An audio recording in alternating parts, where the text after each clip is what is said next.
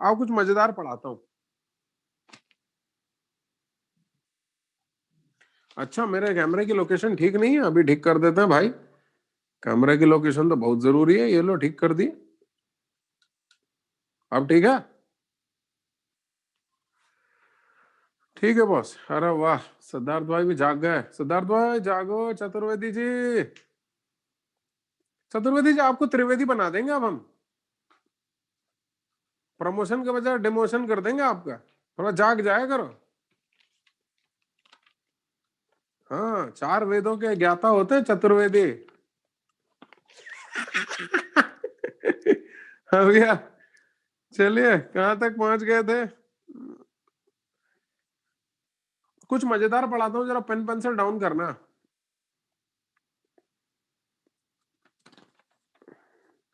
एक सीरीज ले रहा हूं पूरी की पूरी। क्वेश्चन नंबर 39, 40 और 41 ये तीनों एक ही सीरीज है। और बस ये हुआ कि डेफिनेट इंटीग्रेशन खत्म हो जाएगा। जरा पेन पेंसिल डाउन करिएगा, नजरें मेरे ऊपर टिकाइएगा। कई बार क्या होता है, बल्कि अधिकतर समय तो ऐसा होता है कि हम इंटीग्रेशन नहीं कर पाते, क्योंकि अधिकतर फंक्शन तो अनइंटीग्रेबल होते हैं। तो अब यदि अनइंटीग्रेबल फंक्शन है तो फिर उसको इंटीग्रेट कैसे करोगे, और इंटीग्रेट नहीं करोगे तो फिर उसका डेफिनेट इंटीग्रेशन कैसे निकलेगा, और डेफिनेट इंटीग्रेशन नहीं निकलेगा तो फिर एरिया कैसे निकलेगा। तो बिना इंटीग्रेट किए किसकी वैल्यू यदि होती तो ज्यादा होती, किसकी वैल्यू होती तो कम होती। तुम बोलोगे यार सर क्या झेलाते हो यार, अभी आप बोल रहे थे कि डेफिनेट इंटीग्रेशन नहीं हो सकता।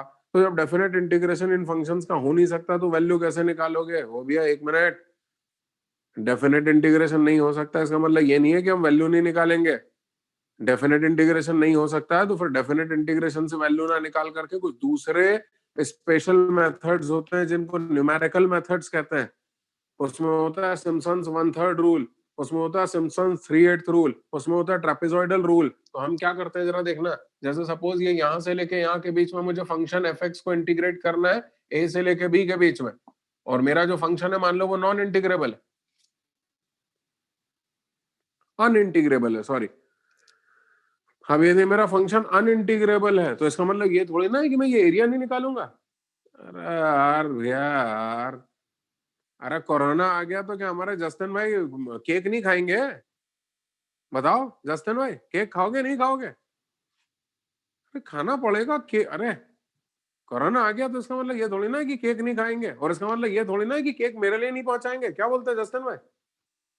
हाँ बिल्कुल, कोरोना हो चाहे कुछ भी हो केक तो बनेगा। ठीक वैसे ही चाहे कुछ भी हो जाए, भले ही फंक्शन अनइंटीग्रेबल हो, लेकिन एरिया तो निकलेगा।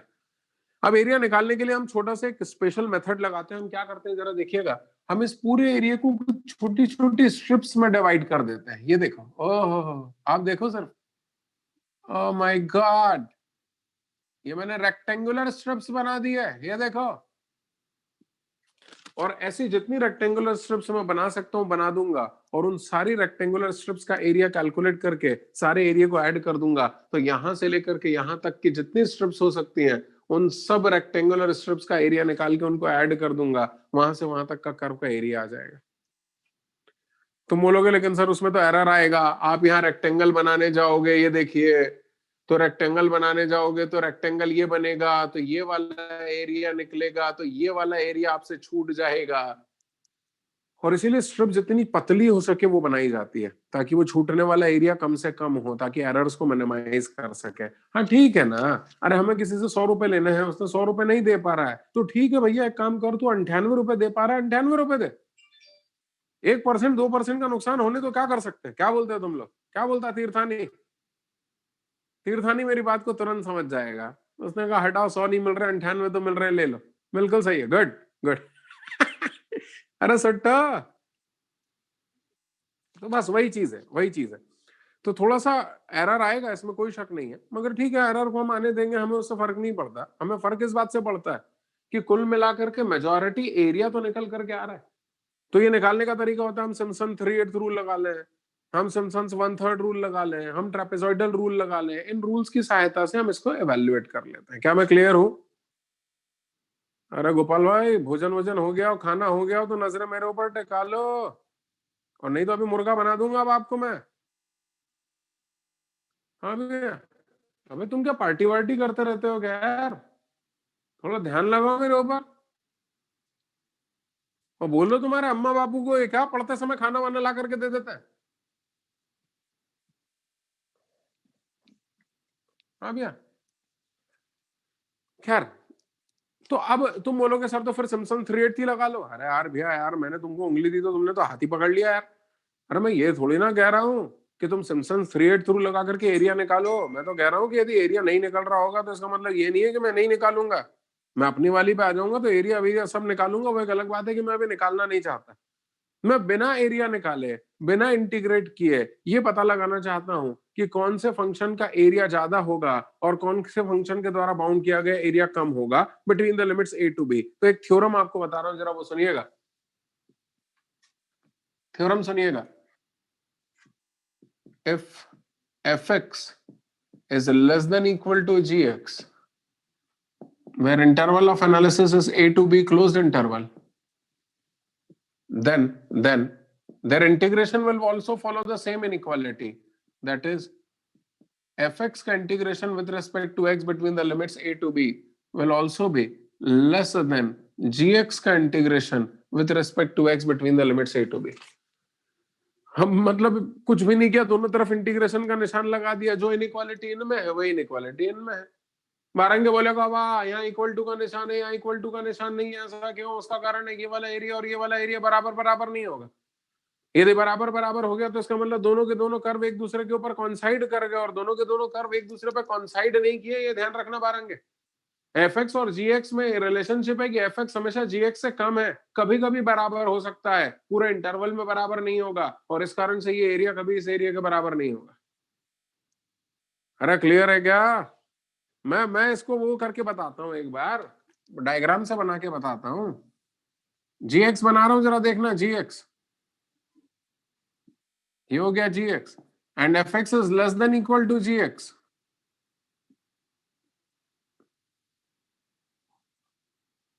ये देखो, ये fx आपको दिखाई दे रहा होगा कि fx is less than equal to gx, यानी fx हमेशा gx के नीचे है। कभी कभी बराबर बराबर भी हो सकता है। सही बात है, इसने इसको टच भी किया है। कभी कभी बराबर हो रहा है, पूरे इंटरवल में बराबर नहीं है। ये इनइक्वालिटी पूरे इंटरवल के लिए वैलिड है, ए से लेके बी के बीच में। तो ये x इक्वल टू ए और ये x इक्वल टू बी। अब आपको साफ दिख रहा है कि gx ने a से लेकर b के बीच में x एक्सिस के साथ जो एरिया बाउंड किया है वो ज्यादा है, और fx ने जो एरिया बाउंड किया है वो कम है। तो वही तो मैं कह रहा हूं कि fx यदि कम है और gx ज्यादा है तो fx का इंटीग्रेशन यानी उसके द्वारा बाउंड किया गया एरिया भी कम होगा, और gx का इंटीग्रेशन यानी उसके द्वारा बाउंड किया गया एरिया भी ज्यादा होगा। क्या मैं क्लियर हूं? बस बस बस। अब क्या हुआ मालूम है इससे फायदा? बिना इंटीग्रेशन की हमने बता दिया कि इसका इंटीग्रेशन कम होगा और इसका इंटीग्रेशन ज्यादा होगा। उसके लिए इंटीग्रेशन करने की जरूरत ही नहीं पड़ी। अनादि भाई तवज्जो दीजिएगा इस बात पे। हाँ चलो क्वेश्चन करके बताता हूँ, क्वेश्चन करके बता भैया। बारंगे यार तुम सुन ही नहीं रहे यार, कितने दिन हो गए बारंगे, तुमने डांस भी नहीं बताया और तुम सुन भी नहीं रहे यार। भी यार कट्टी हो जाऊंगा मैं यार। और तुम्हें मालूम है मैंने 11th वालों के पेरेंट्स को कॉल करना शुरू कर दिया। हर टेस्ट के पीछे के 10 बच्चों को हर बैच से बुला रहा हूँ आजकल, उनके पेरेंट्स को, और उनसे चौहान सर मिल रहे हैं और बता रहे हैं पेरेंट्स को कि बच्चे कुछ नहीं पढ़ रहे। ये 11th का प्रोसेस चल रहा है, अब अगले महीने 12th का आएगा नंबर। तो बारंगे सबसे पहले तेरे पेरेंट्स को बुलाऊंगा। तू भी नहीं पढ़ रहा आजकल। हाँ भैया, क्वेश्चन नंबर 39। 39 का ए बोल रहा है which is greater, which is greater. सुकून से बैठना भैया। क्वेश्चन नंबर 39 एक्चुअली ये है कि विच इज ग्रेटर। उसका ए पार्ट ये दिया हुआ है, बोल रहा है 0 से लेके 1 e की power minus x into cos square x का integration with respect to x, या फिर 0 से लेके 1 e की power minus x square into cos square x dx। कौन सा बड़ा है? अब तुम्हारी जानकारी के लिए बताऊं, ये तो अनइंटीग्रेबल है। तुम्हारे गांव से सरपंच जी भी आ जाएंगे तो इसका इंटीग्रेशन नहीं कर पाएंगे। तुम लेके मत आना उनको, सरपंच जी किसी काम के नहीं है, लेकिन यदि तुम ले आओगे तो भी वो नहीं कर पाएंगे। ये अनइंटीग्रेबल है, ये इंटीग्रेबल है लेकिन ये अनइंटीग्रेबल है। अभी अनइंटीग्रेबल है तो इसका इंटीग्रेशन ही नहीं होगा, तो उससे कंपेरेबल कैसे बनेगा? तो भैया कौन इंटीग्रेशन की जरूरत है? अरे इंटीग्रेशन की इनइक्वालिटी प्रूव करने के लिए बिना इंटीग्रेशन के ही कर देंगे। कैसे जरा देखना, कैसे जरा देखना। इंटरवल ऑफ एनालिसिस कहां से कहां के बीच में होगा पारेंगे? इंटीग्रेशन हो रहा है विद रिस्पेक्ट टू एक्स, तो एक्स की वैल्यू 0 से 1 के बीच में है। तो सबसे पहले तो हेडिंग डालो सॉल्यूशन और लिखो interval of analysis is 0 to 1। क्योंकि 0 से 1 के इंटरवल में इंटीग्रेट करना है। तो 0 से 1 के बीच में इंटरवल ऑफ एनालिसिस है। अब 0 से 1 के बीच में जरा बारंगे में बताना x बड़ा होगा या x स्क्वायर बड़ा होगा। 0 से 1 के बीच की तो खासियत है भैया, जितनी पावर बढ़ा दोगे वैल्यू उतनी कम हो जाती है। तो ये कम होगा और ये ज्यादा होगा। होगा कि नहीं होगा? अरे एक बच्चा बोल रहा ब्लर हो रही है मेरी स्क्रीन। क्यों मेरी स्क्रीन ब्लर हो रही है क्या? Oh my God, my God, कितने लोगों को मेरी स्क्रीन ब्लर लग रही है? रेज हैंड का बटन दबाए तो जरा देखना भैया। तो क्या डिस्कशन क्या हो रहा था अपना कि साहब 0 से लेकर 1 के बीच की क्वांटिटी की खासियत होती है पावर जितनी बड़ी वैल्यू उतनी कम हो गई। तो इनकी वैल्यू कम है, इनकी वैल्यू ज्यादा है। क्यों? क्योंकि इनकी पावर कम है। दोनों तरफ माइनस साइन मल्टीप्लाई कर दो, दोनों तरफ माइनस साइन मल्टीप्लाई कर दिया तो ये हो गया। कैसा लग कैसा रहा? अब दोनों तरफ ई की पावर में रेस कर दो, दोनों तरफ की क्वांटिटी को। ई यानी 2.71 तो 1 से बड़ी क्वांटिटी है तो कोई दिक्कत नहीं है। तो हो गया ई की power minus x is less than e की पावर माइनस एक्स स्क्वायर। मतलब मुझे ऐसा नहीं कहना चाहिए था 1 से बड़ी क्वांटिटी, मुझे ऐसा कहना चाहिए था कि दोनों तरफ पॉजिटिव क्वांटिटी से रेस कर रहे हो तो कोई फर्क नहीं पड़ेगा। क्या बोलते हो तुम लोग?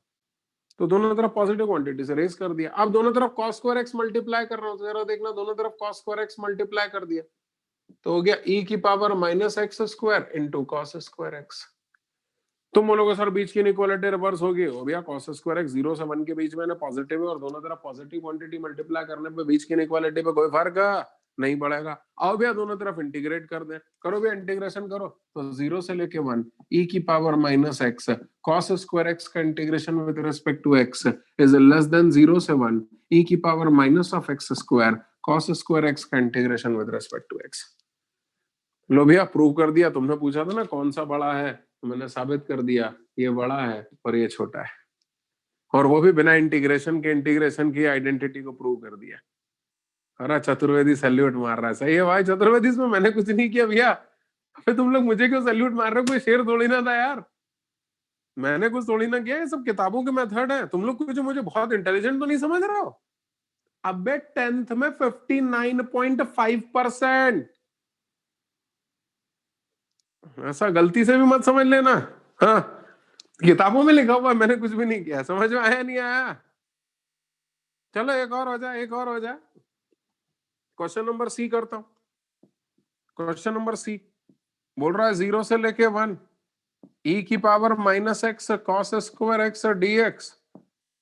0 से 1 ई की power minus of x square cos square x D x.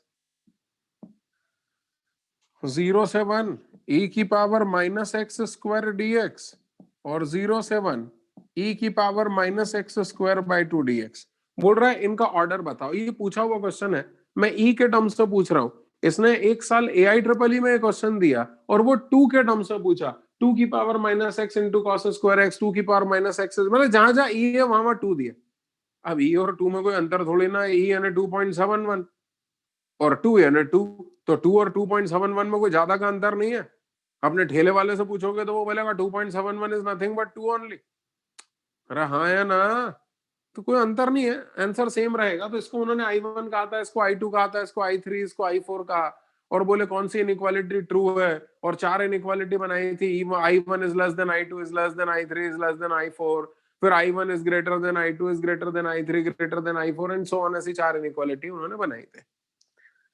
तो मैं भी इसको साबित करके बताता हूँ। अरे बाप रे, आराधना तिवारी भी दिख रही है मुझे। तिवारी तूने ड्रॉप ड्रॉप ले लिया क्या है? अरे आराधना तिवारी तेरे से पूछ रहा हूँ, बोल तो सही। तूने ड्रॉप ले लिया? अरे तो ऐसे उदास क्यों है? मुस्कुरा। ऐसे उदास होकर के बैठी है। बाप रे, रो रही है क्या? अरे बाप रे, रो रही है तो। हे भगवान। तो ऐसे तो इस बैच में बहुत सारे ड्रॉपर बैठे हैं। हमारे चतुर्वेदी को देख, वो ढूंढ रहा है आराधना तिवारी को कि कहाँ रो रही है, देखूं। हे भगवान चतुर्वेदी। अरे रो मत बेटा, ड्रॉप लेना कोई रोने का काम नहीं है। मत रो मुन्ना। कितना रोएगी, बाप रे। हाँ भैया देखना, वो देख वो हमारा पुलैया, और पुलैया के पीछे उसका भाई भी देखने लगा। बोले कौन रो रहा है ये? हाँ भैया देखना। हमसे पूछा जा रहा है कि इसमें से कौन सबसे बड़ा है, कौन सबसे छोटा है, मतलब इंक्रीजिंग ऑर्डर डिक्रीजिंग ऑर्डर में आप जो अरेंज कर पाओ बता देते हैं कि इन सब में कौन सबसे बड़ा है, कौन उससे छोटा है, कौन उससे छोटा है और कौन सबसे छोटा है, आओ प्रूव करके देते हैं। अच्छा, इन दोनों में तो हम साबित कर ही चुके हैं कि ये बड़ा है और ये छोटा है, अब इन दोनों में और साबित कर देते हैं कि कौन बड़ा है। अच्छा, फिर से वही बोलूंगा, इंटरवल ऑफ एनालिसिस जो है वो 0 से लेकर 1 के बीच में है। क्यों? क्योंकि हमें एरिया सिर्फ x की वैल्यू 0 से लेकर 1 के बीच में निकालना है, तो इंटरवल ऑफ एनालिसिस तो 0 से 1 के बीच में है, तो अब उसी इंटरवल में हम एनालिसिस कर रहे हैं। अब तुम देख के बताओ, एक्स स्क्वायर बड़ा होगा कि एक्स स्क्वायर बाय 2 बड़ा होगा? अबे ये तो बिना देखे भी कोई बता सकता है यार कि एक्स स्क्वायर बड़ा होगा और उसका अद्धा जो है वो छोटा होगा। दोनों तरफ माइनस साइन मल्टीप्लाई कर दो तो हो गया minus of x square is less then minus of x square by 2। दोनों तरफ ई की पावर में रेस कर दो, करो करो, दोनों तरफ ई की पावर में रेस कर दो तो हो गया ई की power minus of x square is less than e की power minus x square by 2। भाई दोनों तरफ ई की पावर में चढ़ाया, raising both sides by power e, sorry मेरी लैंग्वेज गलत होगी, सॉरी सॉरी सॉरी, मैंने दोनों को ई की पावर में चढ़ाया। तो चूंकि मैं पॉजिटिव क्वांटिटी की पावर में दोनों को चढ़ा रहा हूं तो बीच की इनइक्वालिटी पे कोई फर्क नहीं पड़ेगा, लेकिन यदि नेगेटिव क्वांटिटी होता तो शायद रिवर्स हो जाता। सहमत हो? अरे बोलो ना यार। हाँ, फिर से देखना, फिर से देखना,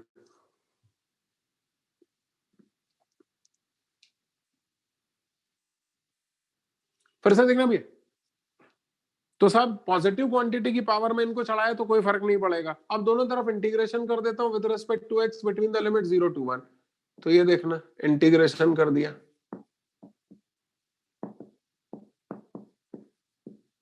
यानी इससे क्या साबित हुआ जरा ये देखिएगा। इससे साबित ये हुआ कि साहब इन दोनों में ये बड़ा है और ये छोटा है, जबकि इन दोनों में ये बड़ा है और ये छोटा है। लेकिन अभी भी इनकी पूरे की इकट्ठी ऑर्डर मुझे समझ में नहीं आई है, तो जरा वो भी देखिएगा, उसको भी करता हूं। इन दोनों में ये बड़ा है और इन दोनों में ये बड़ा है। अब फिर से देखिएगा जरा, फिर से देखिएगा, ये भी माइनस एक्स स्क्वायर है, ये भी माइनस एक्स स्क्वायर है, यानी ये भी ई की पावर माइनस एक्स स्क्वायर है और ये भी ई की पावर माइनस एक्स स्क्वायर है। यहाँ एक्स्ट्रा कॉस स्क्वायर एक्स है, तो एक केस बना रहा हूं 0 से लेके 1 के बीच में, जरा देखिएगा, ई की power minus x square cos square x और ई की पावर माइनस एक्स स्क्वायर में ये छोटा होगा और ये बड़ा होगा। क्या आप सहमत हैं? मैं फिर से कहता हूं तनु भाई, जरा देखना, इन दोनों में मैंने ये पता कर लिया है कि ये बड़ा है ये छोटा है, और इन दोनों में ये पता कर लिया है कि ये बड़ा है ये छोटा है। अब इनके बीच में आपस में रिलेशन बना रहा हूं, तो यहां देखना, ये वाली क्वांटिटी और ये वाली क्वांटिटी सेम है, सिर्फ इसमें कॉस स्क्वायर एक्स का अंतर है। कॉस स्क्वायर एक्स की वैल्यू हमेशा 0 से 1 के बीच में होगी, 1 नहीं होगी। क्यों नहीं होगी? क्योंकि इंटरवल ऑफ एनालिसिस 0 से 1 के बीच में है, और हो भी जाए 1 तो मेरी सेहत पे क्या फर्क पड़ता है यार। ये लो, इक्वल टू का निशान भी लगा दिया, क्या फर्क पड़ना है कि ये दोनों में ये छोटा होगा ये बड़ा होगा जब cos स्क्वायर एक्स की वैल्यू 1 हो जाएगी, यानी जब x की वैल्यू 0 हो जाएगी तो ये दोनों बराबर बराबर होंगे, वरना तो हमेशा ये छोटा होगा और ये बड़ा होगा, क्योंकि इसमें cos स्क्वायर एक्स मल्टीप्लाइड है। सहमत हो या नहीं हो? cos स्क्वायर एक्स 1 से छोटी क्वांटिटी है, 1 से छोटी क्वांटिटी किससे भी मल्टीप्लाई कर दोगे तो वो गरीब छोटा हो जाएगा, तो ये छोटा हो गया ये बड़ा रह गया। सहमत हो? चलो चलो, तो जो रिलेशनशिप इनमें होगा इस थ्योरम के हिसाब से इनका डेफिनेट इंटीग्रेशन भी वही रिलेशनशिप फॉलो करेगा। और इनको इंटीग्रेट कर देते हैं बिटवीन द लिमिट 0 to 1।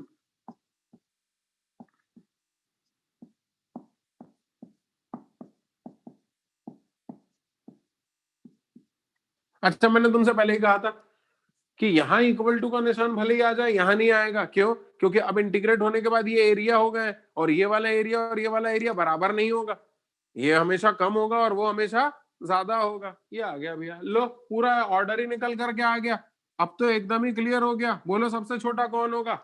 बोलो सबसे छोटा कौन होगा? ये देखो, ई की पावर माइनस एक्स स्क्वायर से बड़ा है ई की power minus x square by 2, तो मैं ऑर्डर लिख रहा हूं, और इससे छोटा है ई की पावर माइनस एक्स, यानी फाइनल कंक्लूजन निकल करके आ रहा है 0 से लेके 1 ई की power minus x cos square x D x सबसे छोटा होगा उससे बड़ा 0 से 1 ई की power minus x square cos square x dx होगा उससे बड़ा 0 से 1 ई की power minus x square dx होगा और उससे बड़ा 0 से 1 e की पावर -x² 2 dx होगा।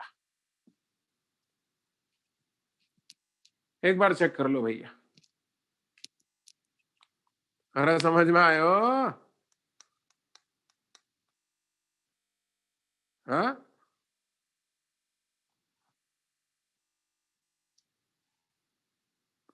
कोई दिक्कत? बोलते ही नहीं है यार भैया, हाथ तो ऊपर कर लो यार, कम से कम समझ में आया तो। बहुत ही बेशरम लोग हैं। हाँ, एक बच्चा बोल रहा है लास्ट कॉलम फिर से समझा दीजिए। यार नहीं यार, ये गलत है। यदि मैं इसका मतलब आपने मेरी बात को ध्यान से नहीं सुना, मैं फिर से नहीं समझाऊंगा। एकदम क्रिस्टल क्लियर था कि इन दोनों में ये बड़ा है, इन दोनों में ये बड़ा है। अब मुझे इन दोनों और इन दोनों के बीच में भी आपस में रिलेशन बनाना है, तो मैंने इसको और इसको ध्यान से देखा। मुझे समझ में आया कि इसमें तो cos स्क्वायर एक्स मल्टीप्लाइड है। cos स्क्वायर एक्स तो 0 से 1 के बीच में होता है, यानी 1 से छोटा होता है। और इस कारण से e की power -x² cos square x और e की पावर -x² में ये छोटा होगा, क्योंकि यहाँ पर 1 से छोटी क्वांटिटी मल्टीप्लाइड है, और ये बड़ा होगा, और इसलिए इनका डेफिनेट इंटीग्रेशन भी वही नियम फॉलो करेगा। तो अब मुझे ये भी पता चल गया, इन दोनों में ये बड़ा ये छोटा, इन दोनों में ये बड़ा ये छोटा, और इन दोनों में ये बड़ा और ये छोटा। बस किस्सा खत्म, सबको लिख दिया, इनइक्वालिटी बन गई। जल्दी से नकल करेंगे भैया तोमर। है थैंक यू बोल रही है स्तुति श्रीवास्तव, मैंने समझाया कहाँ भाई? तो तूने बोला था फिर से समझाओ, मैंने फिर से लास्ट कॉलम समझाया ही नहीं। जबरदस्ती थैंक यू बोल रही है, बताओ। मतलब मैं कुछ भी नहीं करूं तो भी तुम उसका क्रेडिट मुझे ही दोगे, चाहे अच्छा हो चाहे बुरा।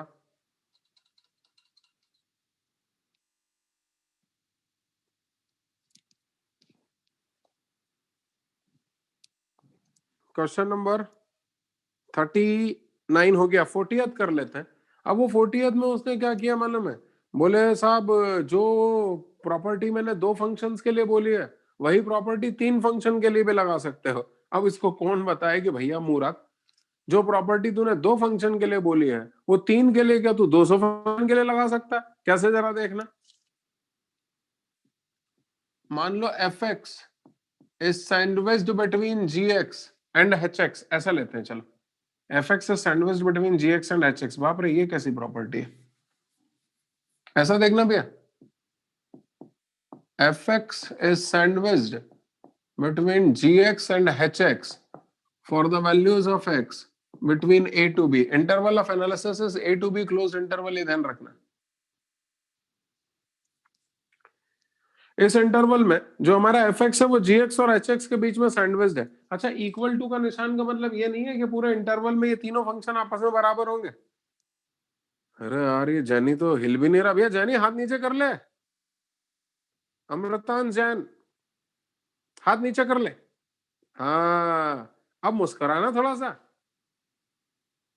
अरे मुस्कुरा ही नहीं रहा, मुस्कुरा। हाँ, जय बात। थोड़ा और मुस्कुरा। अरे ऐसे मुस्कुराते हैं? गुड। हाँ भैया, तो हमारा जो फंक्शन एफ एक्स है वो जी एक्स और एच एक्स के बीच में सैंडविच्ड है। अब चूंकि हमारा फंक्शन जी एक्स और एच एक्स के बीच में सैंडविच्ड है, तो इनका डेफिनेट इंटीग्रेशन भी वही रूल फॉलो करेगा। यानी कहने का मतलब, ए से लेके बी के बीच में जी एक्स का integration with respect to x, a से लेके बी के बीच में एफ एक्स का integration with respect to x, और ए से लेके बी के बीच में एच एक्स का integration with respect to x, इनके बीच में भी यही रिलेशनशिप होगी। इक्वल टू का निशान यहां से हट जाएगा। तुम्हारी सीआरक्यू में जो प्रॉपर्टी ये वाली लिखी होगी उसमें इक्वल टू का निशान लगाया होगा, समझ लेना वो गलत है। इक्वल टू का निशान यहां से हट जाएगा। क्यों हट जाएगा? क्योंकि ये एरिया है और तीनों एरिया आपस में बराबर बराबर नहीं होंगे। ये सबसे कम एरिया होगा, ये ज्यादा होगा, ये सबसे ज्यादा होगा।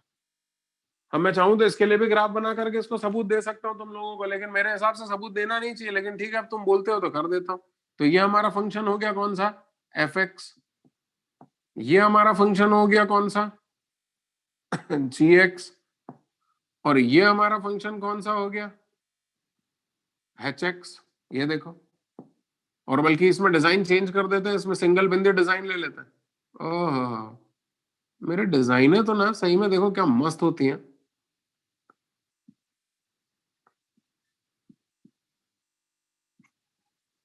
है मस्त है। और जैसा कि आपको दिखाई दे रहा है ये x इक्वल टू ए है और ये x इक्वल टू बी है। जैसा कि आपको दिखाई दे रहा है कि fx जो है वो hx और gx के बीच में सैंडविच्ड है, तो fx के द्वारा बाउंड किया गया एरिया gx के द्वारा x एक्सिस के साथ बाउंड किया गया एरिया से ज्यादा होगा और hx के साथ बाउंड किया गया एरिया से कम होगा। तो वही तो मैं भी कह रहा था, तो उसमें मतलब फालतू की बकवास थी। क्या बोलता त्रिपाठी? अरे त्रिपाठी तो बहुत खतरनाक लोग होते हैं भैया।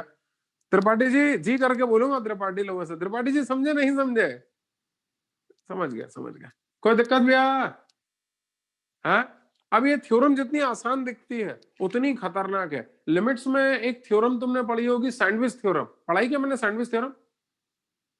अरे यार बोलते ही नहीं है यार भैया। सैंडविच थ्योरम या स्क्वीज थ्योरम पढ़ाई होगी मैंने। वो जो सैंडविच थ्योरम है that was a total failure. क्यों? क्योंकि वो फंक्शन भी कहती थी कि उस फंक्शन के आजू बाजू के दो फंक्शन डिजाइन करना पड़ेंगे, तब कहीं जाकर के वो तीनों फंक्शन की इनइक्वालिटी बनेगी। इसमें भी तो इस फंक्शन के दो फंक्शन डिजाइन करने पड़ेंगे, तब जाके तीन फंक्शन की इनइक्वालिटी बनेगी। और सुनो, आजू बाजू के दो फंक्शन हमसे वहां डिजाइन नहीं हो पाए तो यहाँ क्या खाक होंगे? नहीं हो पाएंगे हमसे आजू बाजू के दो फंक्शन डिजाइन। और इसलिए मैं इस मेथड से आंसर निकालना हमेशा अवॉइड करता हूं। तुम बोलोगे सर एक बार साबित करके बता। अरे परिधि भाई, क्या पीछे आपने कुछ बल्ब बल्ब लगा लिया गया यार? भाई दिखाई नहीं दे रहे हो ठीक से यार। अरे टॉर्च में पढ़ रहे हो? माय गॉड, लाइट नहीं है क्या? हाँ तभी तभी।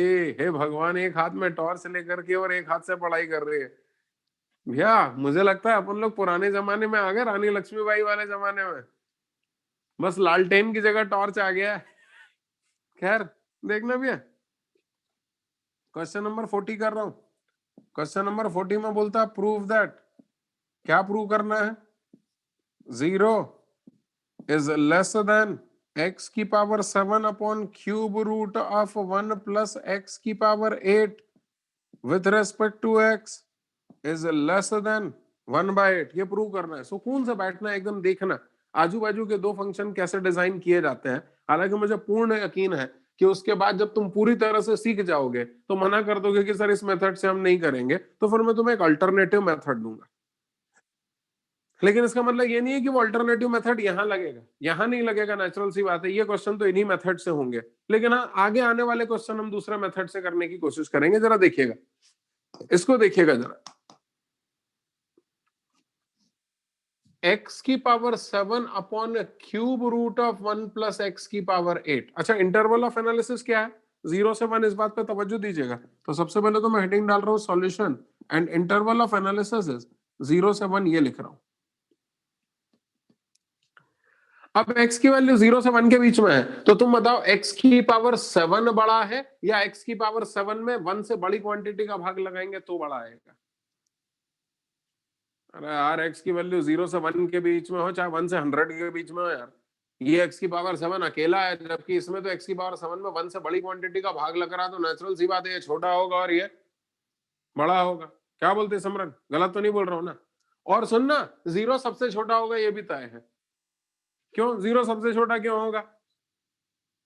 अरे यार भैया, तुम ही सोचो, तुम्हारे बैच में कोई कितने भी नंबर लेकर के आ जाए, लेकिन यदि मेरे नंबर 0 है तो इसका मतलब मेरे नंबर सबसे छोटे हुए ना। तो ये लोग कितने भी हो जाए, लेकिन 0 तो इनसे छोटा होगा ही होगा। सहमत हो? बोलते ही नहीं है। ओ संधू भाई खो गए कहीं। बोले हटा।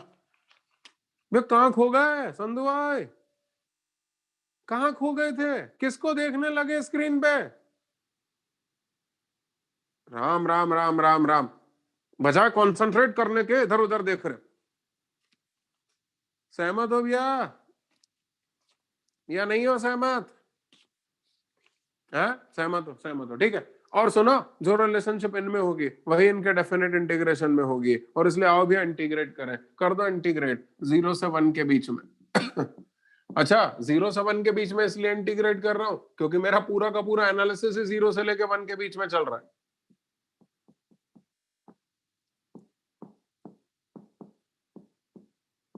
कर दिया 0 से 1 के बीच में इंटीग्रेट। ये लो, बोलो भैया कितना हो गया? ये हो गया 0। ये कितना हो गया? इसका तो कुछ नहीं होगा, ये तो ऐसा का ऐसे ही रहेगा।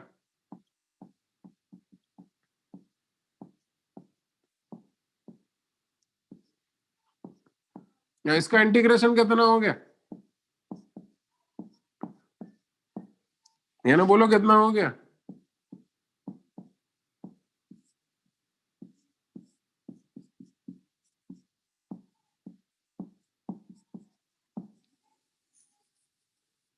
आला रे आला, आंसर आला। तुम इसको कॉपी कर लो, उसके बाद में इस पर एक क्वेश्चन और करवाऊंगा और फिर विस्तार से उसके ऊपर भाषण दूंगा। थोड़ा जल्दी नकल करो, ब्लर हो रहा है क्या बार बार? बट एक्चुअली ये मेरे एंड पे दिक्कत नहीं है, ये दिक्कत मेरे यहाँ नेटवर्क पूरा दिखा रहा है। हो सकता है ये दिक्कत इंटरनेट में हो, कोई बात नहीं, जितनी देर सहन कर सकते हो कर लो, जल्दी से नकल कर लो इसको।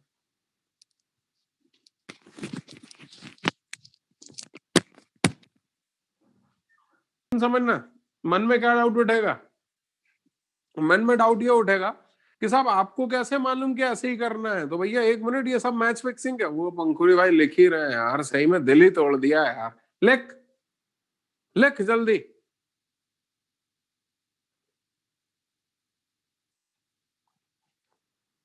हाँ भैया देखिएगा, तो मन में एक डाउट उठेगा कि साहब आपको कैसे मालूम कि ऐसे ही करना है? आजू बाजू के दो फंक्शन आपने कैसे डिजाइन कर लिए? तुक्का है, मैच फिक्सिंग समझो इसको। हमने बस हमें क्या क्या चाहिए वो देख देख करके इन फंक्शंस को डिजाइन किया। जैसे यहाँ पर हमें चाहिए था 1/8। अब किसी छोटे बच्चे को मालूम है कि 1/8 तब आएगा जब मैं x⁻7 को इंटीग्रेट करूंगा और उसमें लिमिट लगाऊंगा 0 से 1। तो मुझे एक बात समझ में आ गई, मुझे x⁻7 लाना है। अब तुम बोलोगे यहाँ 0 लाना है, ये कैसे पता चला? अबे इसको देख करके तो मतलब सनातन काल से भारत को समझ में आ रहा है, क्योंकि 0 अपन लोगों ने ही तो निकाला है। 0 और कुछ करने पर आ ही नहीं सकता, बजाय सिवाय इसके कि हम 0 ले लें एक फंक्शन को। तो मुझे आजू बाजू के दो फंक्शन डिजाइन करने थे, एक 0 ले लिया, एक x⁻7 ले लिया, और ये उन दोनों के बीच का हो गया। और जो रिलेशनशिप इनमें होगा वही इनके डेफिनेट इंटीग्रेशन में भी होगा। तुम इक्वल टू का निशान भी लगा सकते हो यहाँ पर, क्योंकि वाकई में x की वैल्यू यदि 0 हो गई तो ये बराबर बराबर हो जाएंगे। तो इक्वल टू का निशान कुछ वैल्यूज के लिए वैलिड है, पूरे इंटरवल के लिए वैलिड थोड़ी ना है। और इसलिए डेफिनेट इंटीग्रेशन में तो इक्वल टू का निशान नहीं आएगा। क्या मैं क्लियर हूं? हाँ, चलो अब जरा फिर से देखना, अगला क्वेश्चन करवाता हूं। जैसे जैसे आगे बढ़ूंगा थोड़ा लेवल इसका डिफिकल्ट होता जाएगा, तो मैं मेरी समस्या समझ में आती चली जाएगी, देखते जाना।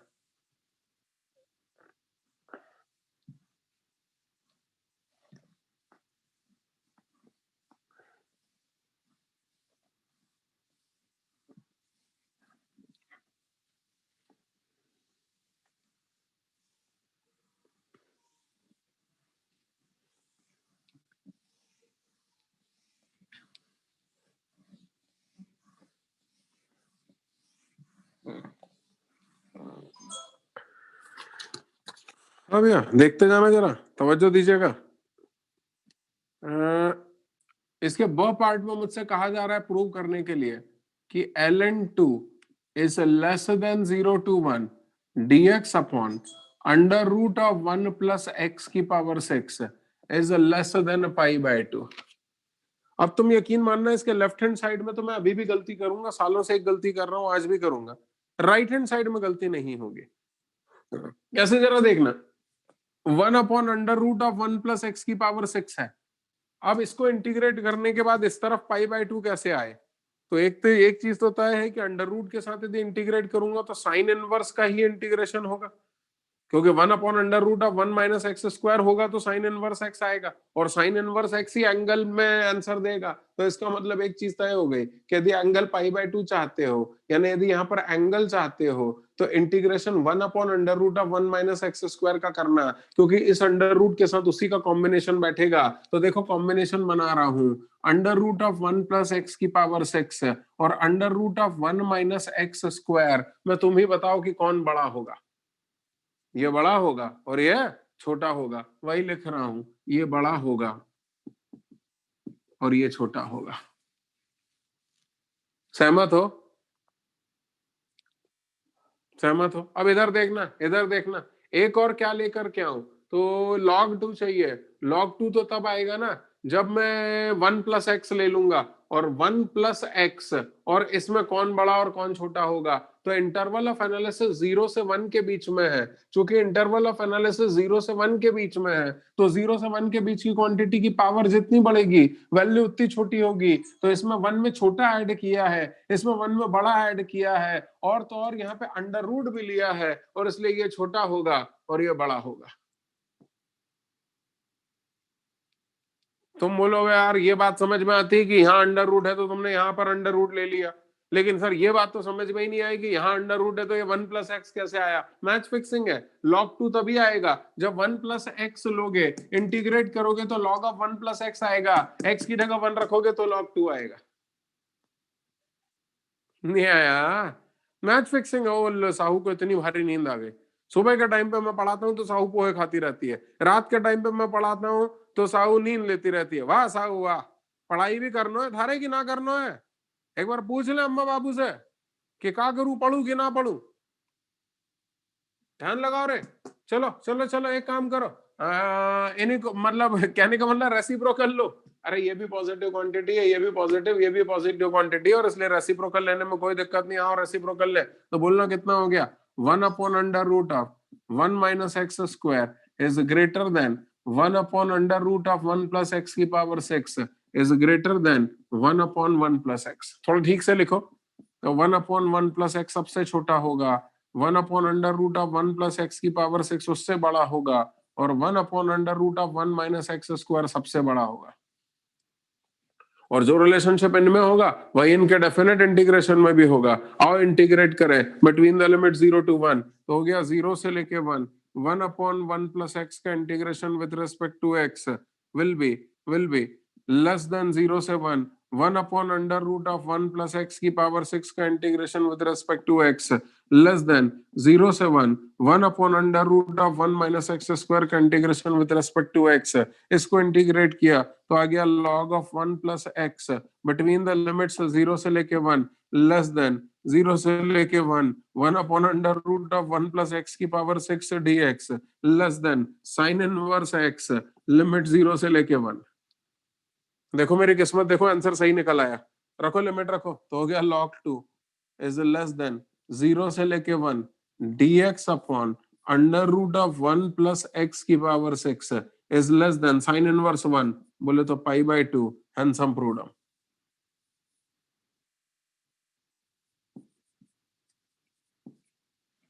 चेक कर लेना भैया, यही प्रूव करना था क्या? मुझसे हमेशा इसमें गलती होती है। मैं हमेशा यहाँ पे क्या सीरीज बनाता हूँ मालूम है? ये 1 प्लस एक्स की पावर 6 है, इसमें 1 plus x 1 minus x square बड़ा होगा, तो फिर 1 प्लस एक्स स्क्वायर का अंडर रूट सबसे बड़ा होगा। मैं कुछ गलत बोल के एक बार फिर से बोलता हूँ। मैं अपनी गलती रिकॉल कर रहा था कि मैं पुराने जमाने में पिछले साल तक क्या गलती करता था। तो मैं क्या कहता था कि ये under root of 1 plus x की पावर 6 है। अब मुझे यहाँ एंगल जनरेट करना है, एंगल होने सिर्फ साइन इनवर्स ही आएगा, क्योंकि अंडर रूट में एंगल सिर्फ साइन इनवर्स वाला फंक्शन देगा। तो यहाँ पे साइन इनवर्स का फॉर्मूला बनाने के लिए मैंने 1 माइनस एक्स स्क्वायर बना दिया, तो under root of 1 plus x की पावर 6 जो है इससे बड़ा होगा। अब जब यहां और यहां अंडर रूट है तो नेचुरल सी बात है कोई भी इंसान यहां भी अंडर रूट लेगा। तो यहां क्या लूं? तो under root of 1 plus x square यदि होता तो नेचुरल सी बात है वो सबसे बड़ा होता, और अंडर रूट भी होता तो मैचिंग मैचिंग भी हो जाता। बस तो मैं इसका रेसिप्रोकल लेता, रेसिप्रोकल लेता तो इधर आता यानी इधर आता, और इधर आता तो log of x plus under root of 1 plus x square आता, यानी लॉग ऑफ 1 प्लस रूट 2 आता। लॉग ऑफ 1 प्लस 1 यानी लॉग 2 नहीं आता। तो मैं गलती करता, फिर मैं उस गलती को ठीक करता कि अरे मैंने गलत फंक्शन बना दिया है, मुझे यहाँ under root of 1 plus x square नहीं लेना चाहिए, बल्कि मुझे यहाँ पर 1 प्लस एक्स लेना चाहिए, और फिर मैं उस गलती को ठीक करता। लेकिन किस्मत की बात थी कि इस बार एक ही बार में स्ट्राइक कर गया कि मुझे log 2 लाना है। log 2 आएगा जब log of 1 plus x integrate होगा और उसमें x की जगह 1 रखा जाएगा, और इसलिए यहाँ पर 1 प्लस एक्स ले लिया। तुम बोलोगे सर ये तो कुछ भी है, सर ये तो रट्टाफिकेशन है, सर आप पूरे रट्टू और रट के आते हो। नो डाउट, मैं तो इसको पहले रिजेक्ट कर रहा हूं भाई, तुमसे पहले मैंने रिजेक्ट कर दिया इसको। गड़बड़ मेथड है, ऐसे आजू बाजू के दो फंक्शन डिजाइन करना कोई आसान थोड़ी ना है। चलो एक और बार करके देखते हैं, एक क्वेश्चन में और करके देखते हैं। अरे भैया जब रिजेक्ट ही करना है तो प्रेम से रिजेक्ट करेंगे ना यार। रिजेक्ट ही करना है तो एक क्वेश्चन और करके रिजेक्ट करें, क्या बोलते हो? बोलते ही नहीं हो तो नकल में लग गए। वो देखो प्रांजल मणि द्विवेदी को, घर में भी टोपी लगा के रहता भाई ये तो। सही है द्विवेदी भाई, घर में भी टोपी। सही है बॉस, सही है।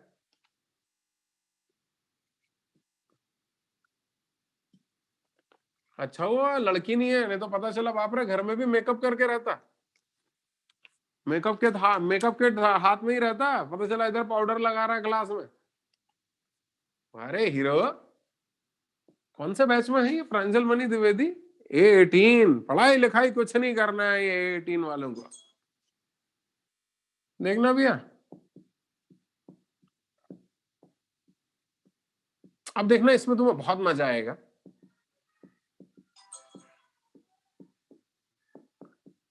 अब पहली बात तो ये कि इक्वल टू का निशान तो आ ही नहीं सकता है, तो जो प्रूव करने के लिए दिया गया उसमें यहाँ इक्वल टू का निशान नहीं आना चाहिए। सीआरक्यू में गलत छप जाता है कभी कभी, टेंशन मत लो, आओ।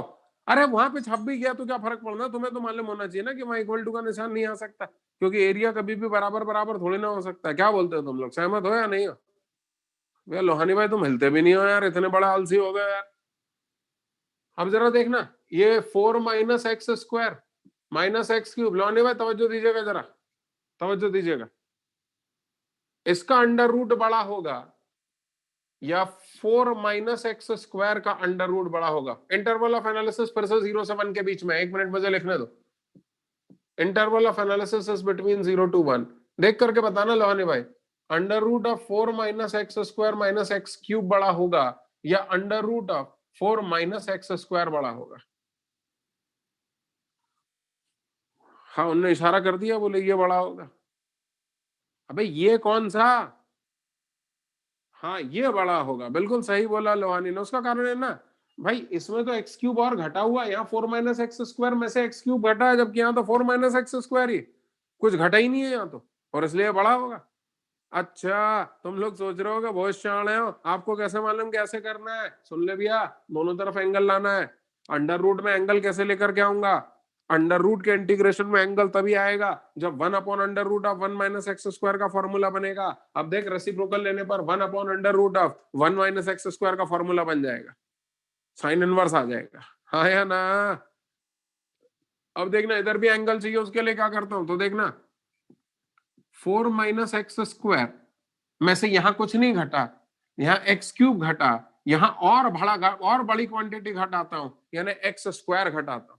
भाई x की वैल्यू 0 से 1 के बीच में, 0 से 1 के बीच की क्वांटिटी की पावर कम होती है तो वैल्यू बढ़ती है, तो इसकी पावर कम है, इसकी पावर ज्यादा है, तो 4 - x² में ये कम पावर घटा है, यानी ज्यादा वैल्यू घटी है। ज्यादा वैल्यू घटी है 4 - x² में, तो ये सबसे छोटा, ये उससे बड़ा, और इसमें तो कुछ घटा ही नहीं, यानी सबसे बड़ा, बन गई इनइक्वालिटी।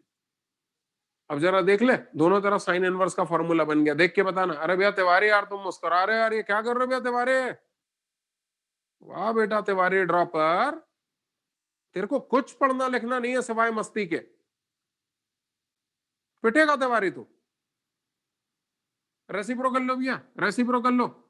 तो रेसिप्रोकल लिया तो कितना आ गया, 1/√4 - 2x² is greater then 1/√4 - x² is greater then 1/√4 - x²।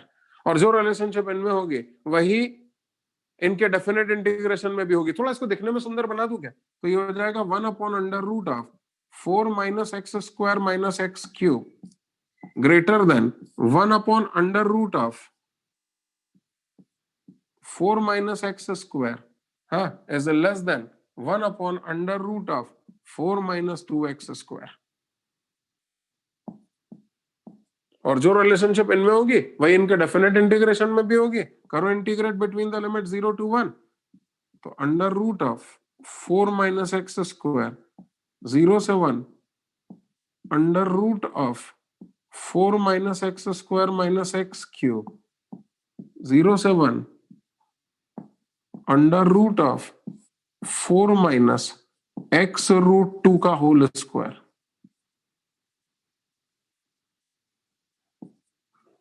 कुछ समझ में आया क्या? बोलना भैया, इसका इंटीग्रेशन कितना होगा? 1/a² - x², तो 1/2। नहीं एक मिनट एक मिनट, 1/a² - x² का इंटीग्रेशन साइन इनवर्स x/a होता है, 1/a थोड़ी ना आता है उसमें। अरे यार हाँ या ना?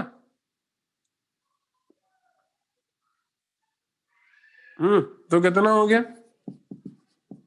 Sign inverse x by two, limit 0 to 1, 0 to 1 dx upon under root of 4 - x² - x³ is less than इसको इंटीग्रेट करो।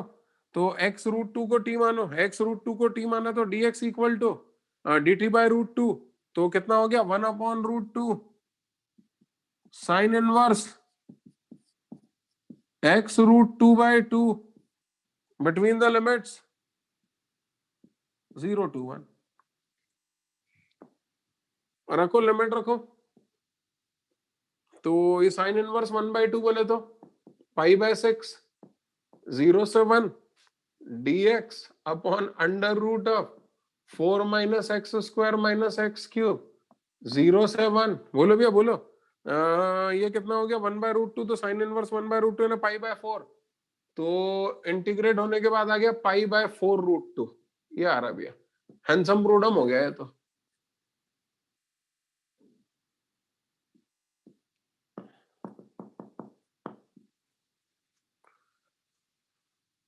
अब मैं कितना भी इसको एक्सप्लेन करने की कोशिश कर लूं, मैं तुम्हें बोलूं कि मुझे दोनों तरफ एंगल चाहिए थे, अंडर रूट वाले टर्म के साथ एंगल तभी आएगा जब 1/√x² - का फॉर्मूला है ना, साइन इनवर्स वाला फॉर्मूला बनेगा। वही बनाने के लिए ये देखो, मैंने इसमें से under root of a² - x² बनाया, और यहाँ पर भी under root of a² - x² बनाया। मैं ऐसा तुम्हें कितना भी समझा दूं, लेकिन ये तुम्हें भी क्लियर है कि ये सब तभी हो पाएगा जब ये आजू बाजू में हमें क्या प्रूव करना है वो नजर आएगा, और वरना तो हम कुछ भी करते फिरेंगे। और इसीलिए ये जो मेथड है ना, ये फेलियर है। मैं आपको इसके बेहतर में कंपैरेटिवली बेटर मेथड बता रहा हूं, जो कि जो कि ग्लोबल मैक्सिमा और ग्लोबल मिनिमा पे बेस्ड है। तो आप इसको नकल कर लीजिए, मैं फिर उसके बारे में डिस्कशन करता हूँ, थोड़ा जल्दी करेंगे।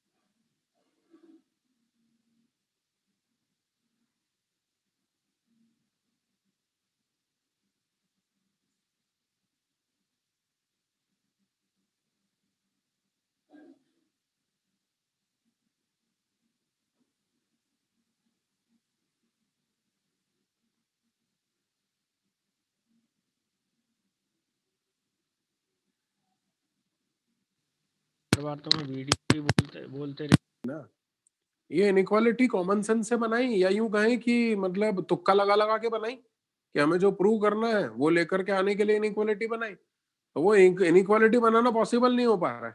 तो एक नया मेथड बता रहा हूँ जिसमें हम क्या करेंगे, मैक्सिमा मिनिमा लगाएंगे, वो भी ग्लोबल मैक्सिमा और ग्लोबल मिनिमा, और उससे इनइक्वालिटी बनाएंगे। करके बताता हूँ। ये कुछ लोग नकल कर रहे हैं, हमारे मीना जी नकल कर रहे हैं, मोटवानी नकल कर रही है। करो करो जल्दी नकल करो। अरे मेरे ढिल्लू, अरे मिश्रा भी नकल कर रही है, बाप रे। नहीं भैया, इसका मतलब हमारी क्लास में सीरियसली पढ़ाई हो रही है। यदि कोई मिश्रा को पढ़ाई में लगा पाया, तो इसका मतलब है कि हमारी क्लास में सीरियसली पढ़ाई होती है भैया।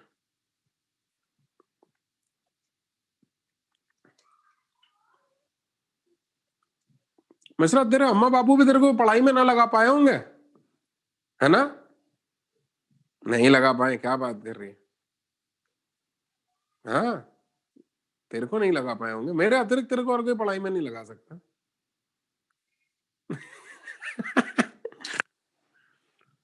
हे भगवान। हो गया भैया, मिटा दूं? कब है यार तुम्हारा स्कूल एग्जाम, कब है ये तो बताओ। कुछ आई क्या डेट वेट?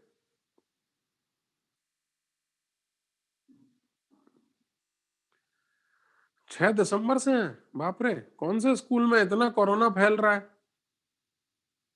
और 6 दिसंबर से एग्जाम रख दिए? भैया कुछ नहीं होना है, ऑफलाइन तो नहीं हो रहे?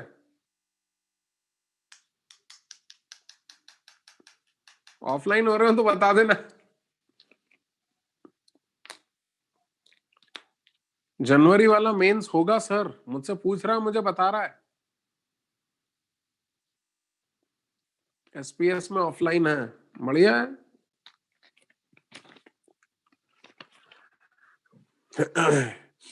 कोई अभी तक एक भी बार गया स्कूल क्लास अटेंड करने? रेज हैंड का बटन प्रेस कर दो, कोई गया हो तो मैं उससे मिलता हूँ आके। एक है, कोई गया है? बाप रे, एक महारथी कोई गया है, कौन है?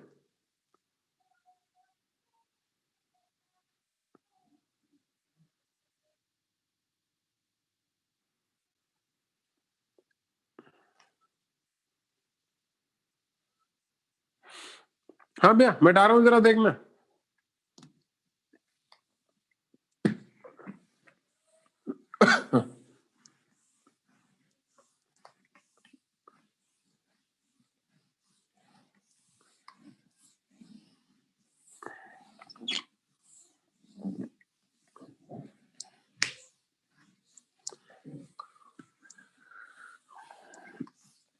मैं भी बस यार 10-12 दिनों में 12th का सिलेबस पैक करवाऊंगा और 11th का रिवीजन अब चालू करवाऊंगा।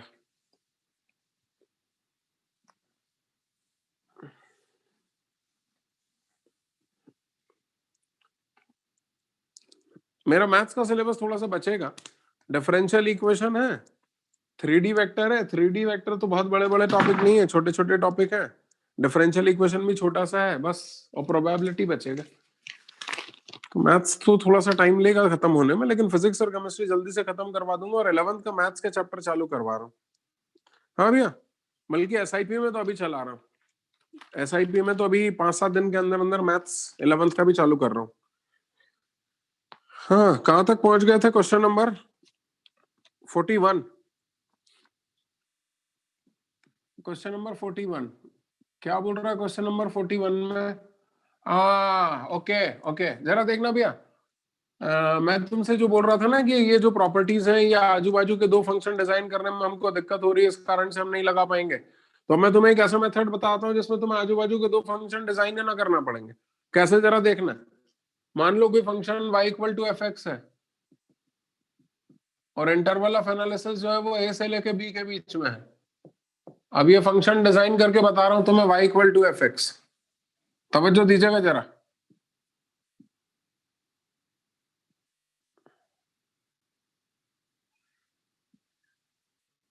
ये है, ये x की वैल्यू a है और ये x की वैल्यू b है। ये इस फंक्शन का लोकल मिनिमा है, लोकल मिनिमा, और ये इस फंक्शन का लोकल मैक्सिमा है।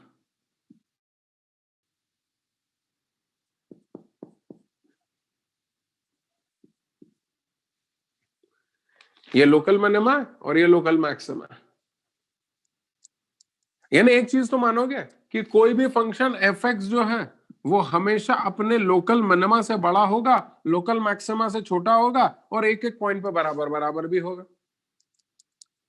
और जो रिलेशनशिप इनमें होगी वही इनका डेफिनेट इंटीग्रेशन भी फॉलो करेगा in the interval a to b। और इसलिए a से लेके b के बीच में m का इंटीग्रेशन, a से लेके b के बीच में fx का इंटीग्रेशन, और a से लेके b के बीच में कैपिटल M का इंटीग्रेशन भी इसी रिलेशनशिप को फॉलो करेगा।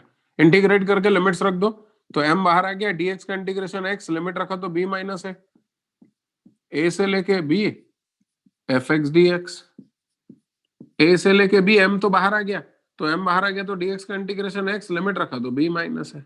ये आ गया, ये बन गई प्रॉपर्टी।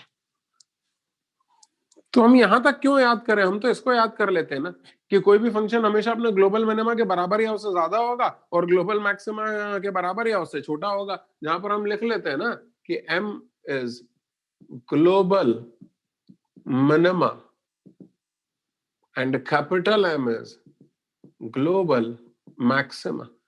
अच्छा तुम्हें एक बात और बताऊं, प्रॉपर्टी को एक्सप्लेन करने की जरूरत नहीं है, सेल्फ एक्सप्लेन्ड प्रॉपर्टी है।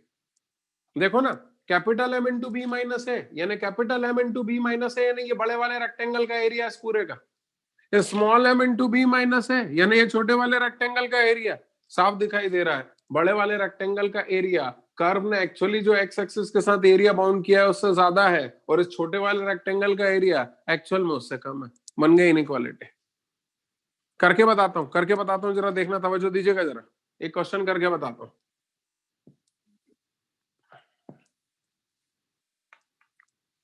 क्वेश्चन नंबर 41 बोल रहा, prove that A 1 is less than 0 से लेकर 2 5 minus x upon 9 minus x square बाजू में dx इज लेस देन 6/5। अब तुम्हारे गांव से सरपंच जी भी आ जाएंगे तो इसको प्रूव नहीं कर पाएंगे सवाई इस प्रॉपर्टी के। तो इस प्रॉपर्टी में अपन सबसे पहले तो हेडिंग डालते हैं सॉल्यूशन, और इंटरवल ऑफ एनालिसिस 0 से 2 है, जहां पर हमारा एफ एक्स हमने कंसिडर किया है 5 minus x upon 9 minus x square, where interval of analysis is between 0 to 2। आओ अब इसका ग्लोबल मैक्सिमा और ग्लोबल मिनिमा निकालते हैं। तुम्हें याद है ग्लोबल मैक्सिमा और ग्लोबल मिनिमा निकालना? जिन लोगों को याद हो हाथ ऊपर कर लो, मैं पूछ लेता हूं। मालूम है तो हाथ ऊपर कर ले, रेज हैंड का बटन प्रेस ना करना है, हाथ ऊपर करना है। मालूम है तो हाथ ऊपर कर लो। कितने लोगों को याद है ग्लोबल मैक्सिमा ग्लोबल मिनिमा? अरे बताओ ना, कितने लोगों को ग्लोबल मैक्सिमा ग्लोबल मिनिमा याद है? ये हालत है मूर्खों तुम्हारे, ये हालत है। भैया एक काम करो, जिन लोगों को मालूम है बस वही लोग बैठे रहो, बाकी लोग अपनी अपनी जगहों पर खड़े हो जाओ, ताकि मुझे क्लियर रहे कि मुझे बैठे वालों से पूछना है। खड़े हो जाओ। जिन लोगों को मालूम है बस वही बैठे रहना, बाकी सब लोग खड़े हो जाना।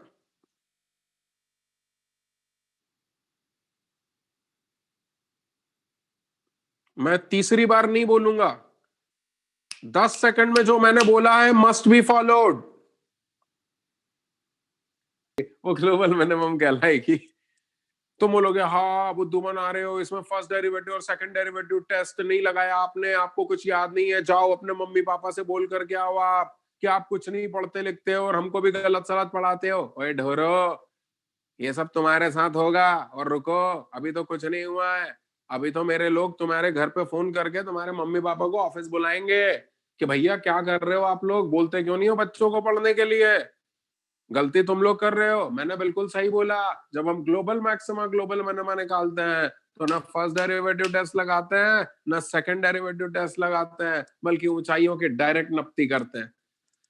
कौन से पॉइंट पे? जहां जहां dy बाई dx जीरो या अनडिफाइंड है। अनडिफाइंड वाले पॉइंट्स नहीं ले पाए क्योंकि उन पॉइंट्स पे ओरिजिनल फंक्शन भी डिफाइंड नहीं है, और इसलिए जहां जहां dy बाई dx जीरो है उन पॉइंट्स पे ऊंचाइयां निकालेंगे। और चूंकि क्लोज्ड इंटरवल है इसलिए स्टार्टिंग पॉइंट और एंड पॉइंट पे भी ऊंचाई निकालेंगे। स्टार्टिंग पॉइंट और एंड पॉइंट क्लोज्ड इंटरवल के केस में वो वीआईपी वैल्यूज होती है जिन पे dy बाई dx जीरो या अनडिफाइंड नहीं होता, लेकिन फिर भी उन पे ऊंचाइयां कैलकुलेट की जाती है।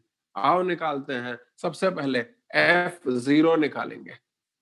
बोलो भैया f0 कितना आएगा? f0 आएगा 5/9। चलो अब f1 निकालेंगे। f1 कितना आएगा? 4/8 यानी 1/2। चलो अब f2 निकालेंगे। f2 होगा 5 माइनस 2 9 माइनस 4 3/5। इन तीनों में जो अधिकतम होगा वो ग्लोबल मैक्सिमम कहलाएगा। बोलना भैया क्या? मैक्सिमम इन तीनों में। किसमें? f0, f1 और f2 में जो मैक्सिमम है वो ग्लोबल मैक्सिमम होगा। कौन सा है तीनों में मैक्सिमम? ये 0.6 है, और ये कितना है? अरे कुछ तो बोलो। 5/9 और 3/5 में कौन ज्यादा है रे? 9 एकम 9, 9 कितना? 9 पंजे 45, 5 है ना, बच गया 5। कितना? अरे बोल दे यार भैया। 5/9 और 3/5 में मेरे ख्याल से ये 0.6 आ रहा है। हाँ ये 0.6 है और ये 0.5 समथिंग है, तो मेरे ख्याल से ये बड़ा है, और इसलिए कहना पड़ेगा f2 बड़ा है। यानी ये ग्लोबल मैक्सिमम है।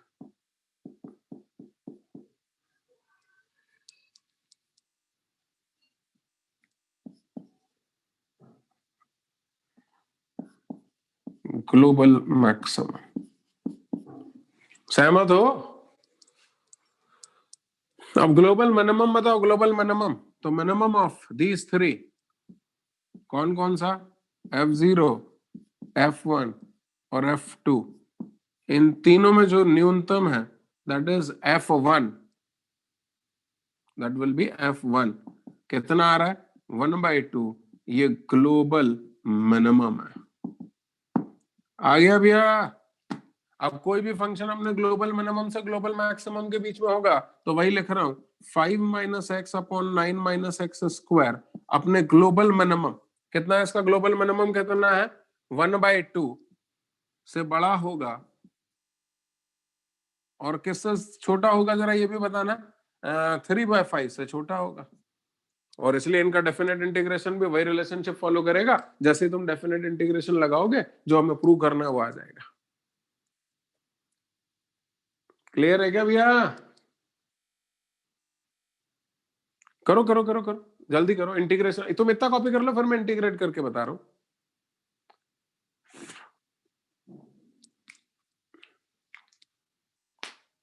थोड़ा जल्दी नकल कर लो सिमरन। 9 - x स्क्वायर बाजू में dx, 3/5 बाहर आ गया, dx का इंटीग्रेशन x, लिमिट रखा 2 - 0, यानी कितना हो गया? 2 से 2 कैंसिल, 1, 0 से 2, 5 - x, 9 - x स्क्वायर बाजू में dx, 6/5, ये आ गया।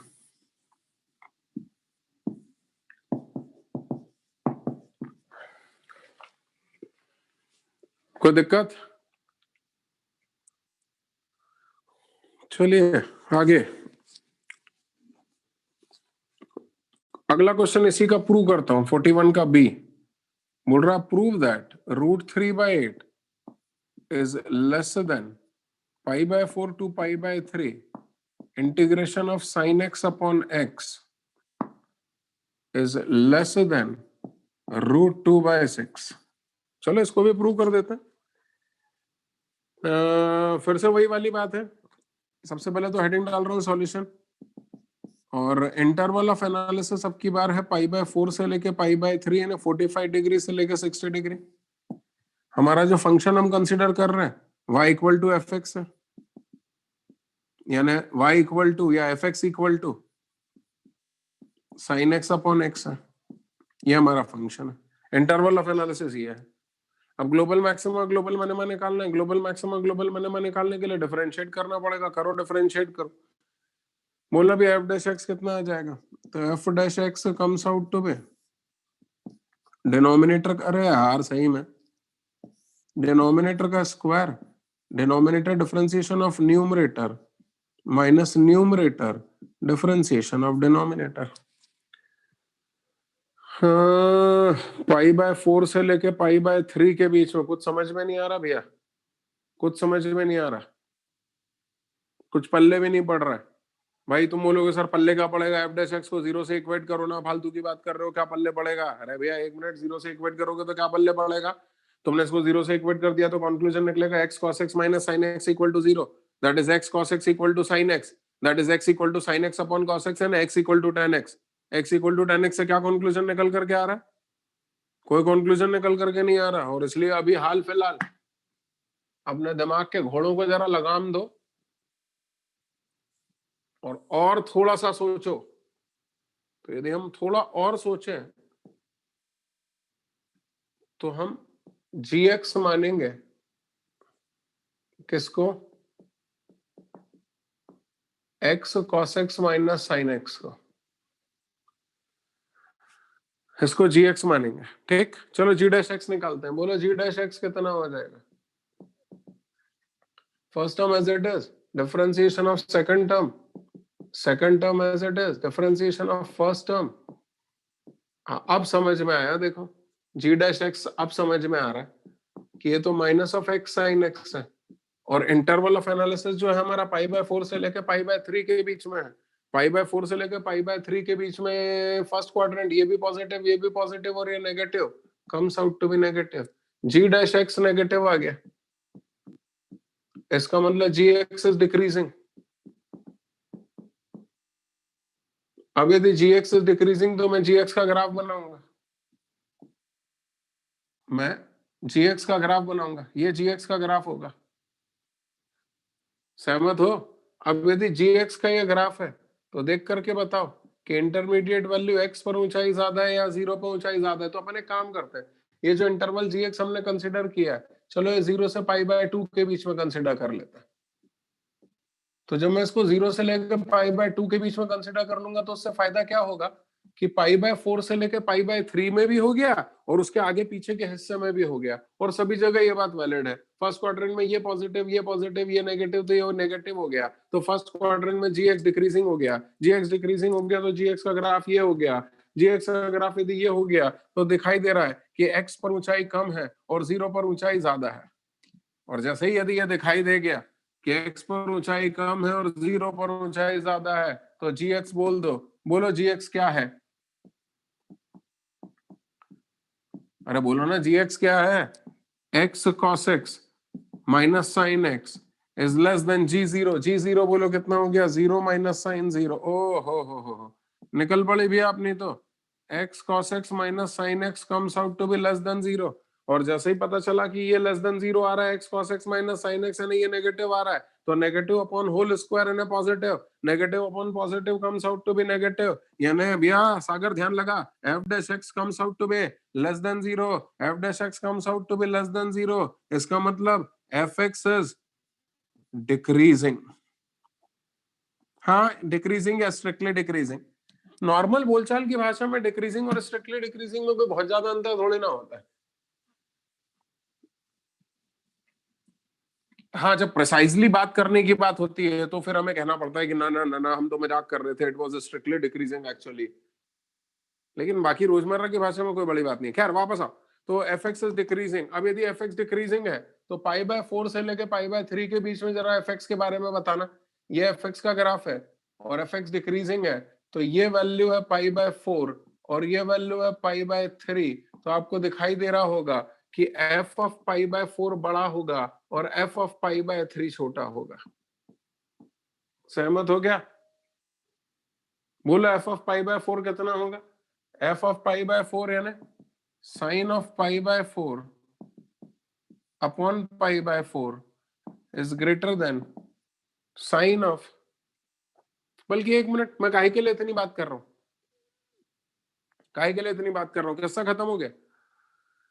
ये ग्राफ जो मेरा इंटरवल ऑफ एनालिसिस था वो सिर्फ π/4 से लेके π/3 के बीच में था। तुम बोलोग अभी तो 0 से π/2 कह रहे थे। नहीं, मैं इसको 0 से π/2 के बीच में बड़े ब्रॉड एस्पेक्ट में देख रहा था। लेकिन ये वाला जो मेरा fx था वो तो मैंने सिर्फ इसी इंटरवल में कंसिडर किया, और इस इंटरवल में तो देख करके समझ में आ रहा है कि इस फंक्शन का ग्लोबल मैक्सिमा π/4 पे है और ग्लोबल मिनिमा π/3 पर है। तो वो लिख रहा हूं, global maxima will be f of π/4 which will be equal to, बोलो ना f of π/4 कितना होगा? साइन ऑफ π/4 अपॉन π/4 यानी कितना हो गया? ये हो गया 1/√2, तो ये हो गया 2√2 अपॉन पाई। चेक करना भैया, चेक करना, 1/√2। हाँ बिल्कुल सही है, बिल्कुल सही है।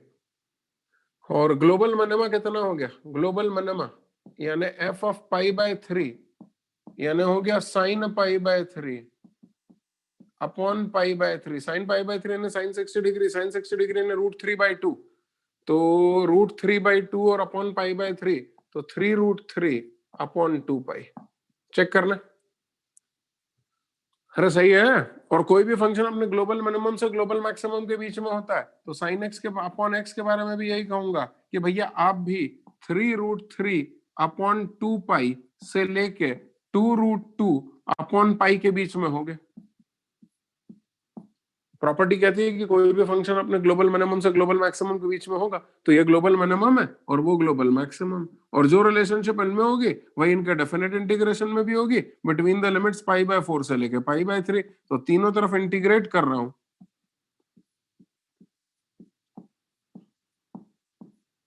Between the limits pi by 4 से पाई बाय 3।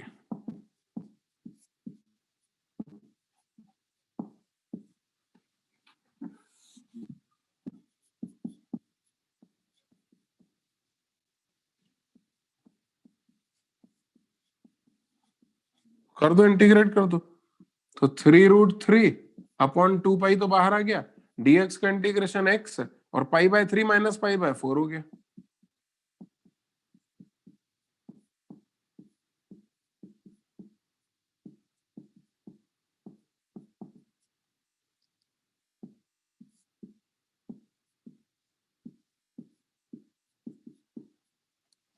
अरे मर गया यार, यहाँ पे दिखाई नहीं दे रहा होगा।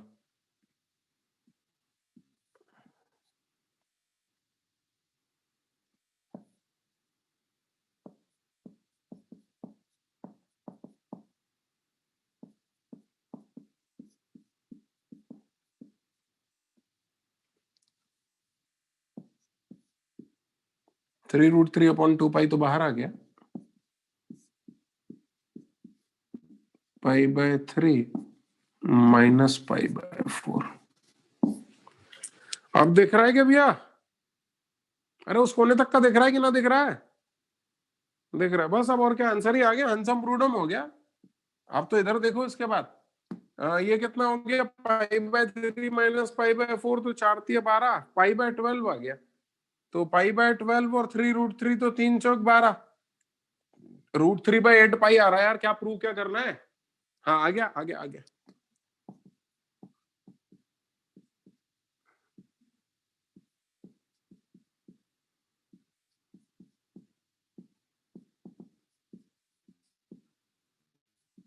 हाँ बोलो भैया।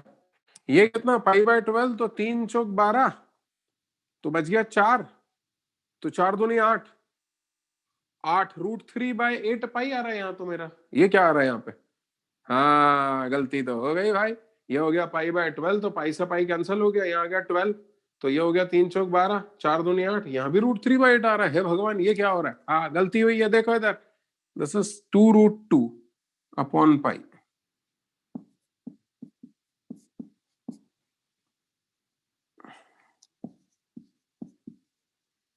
थोड़ा लिखने में गलती कर दी थी। तो पाई बाय 12 तो 2 से 6 बार, तो पाई से पाई तो √2 बाय 6 आ रहा है।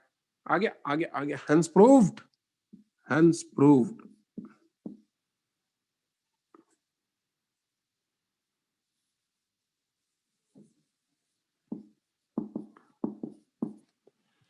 हैंसम प्रूडम भैया।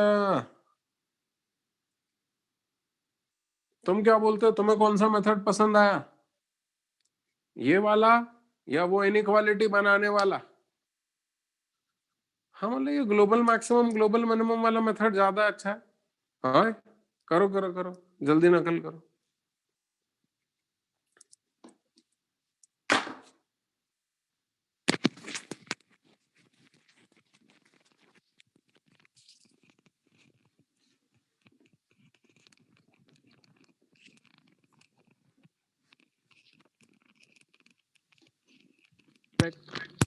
बैग भर लोगों ने भेजे नहीं।